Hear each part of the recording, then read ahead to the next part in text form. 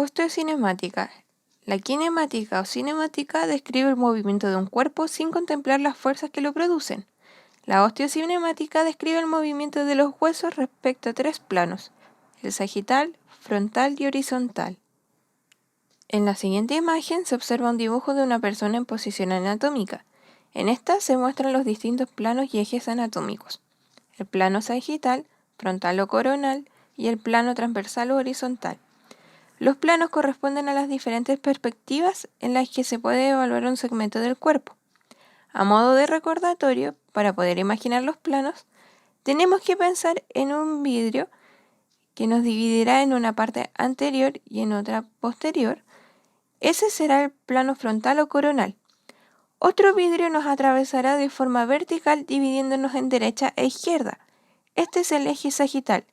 Y un tercer vidrio por arriba de nosotros que nos atravesará horizontalmente, dividiéndonos en una parte superior y otra inferior.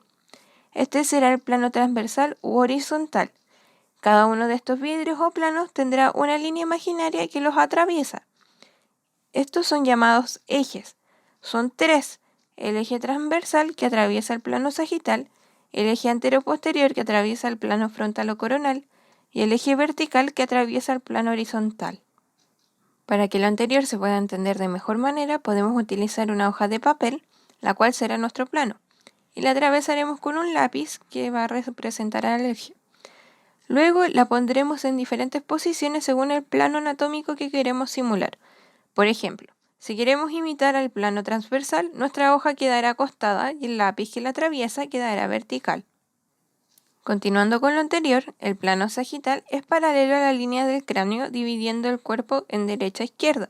El plano frontal se extiende paralelo a la sutura coronal del cráneo dividiendo al cuerpo en anterior y posterior. El plano horizontal o transverso es paralelo al horizonte y divide al cuerpo en superior e inferior. Así como existen los planos, también existirán los ejes, y los huesos van a soler rotar alrededor de una articulación en un plano perpendicular al eje. Los grados de libertad del movimiento son el número de movimientos independientes que permite una articulación. Una articulación permite 3 grados de libertad, lo que se refiere a la cantidad de planos de movimiento angular que permite cada articulación. A continuación se presenta una tabla de planos y sus movimientos. Cada columna indica un plano y qué movimiento le corresponde. En el plano sagital se realiza flexión y extensión, flexión dorsal y plantar, además de anteversión y retroversión. En el plano frontal se realiza abducción y aducción, inclinación lateral, desviación radial y cubital, además de versión e inversión. Finalmente, en el plano horizontal o transversal se realiza rotación interna, rotación externa y rotación axial. La superficie de dos segmentos corporales constituyen una articulación. El movimiento de una articulación se considera desde dos perspectivas.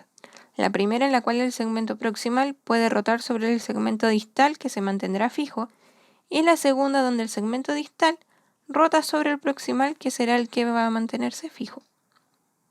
En el siguiente dibujo se muestra como ejemplo la flexión de rodilla desde dos perspectivas distintas. En la imagen A se muestra cómo el segmento proximal, es decir, la tibia, se mantiene fija, mientras que el segmento distal queda libre, produciendo el movimiento de flexión, a lo que se le llamará la perspectiva de la tibia sobre el fémur.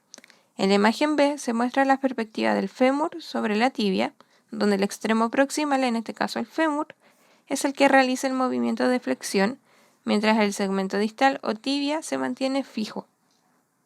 También se ocupan los términos cadena cinemática abierta y cerrada. Cuando hablamos de cadena cinemática nos referimos a los eslabones articulados, como por ejemplo la pierna. Al utilizar las palabras abierta o cerrada, se ocupan para indicar si el extremo distal de una extremidad está fija en la superficie.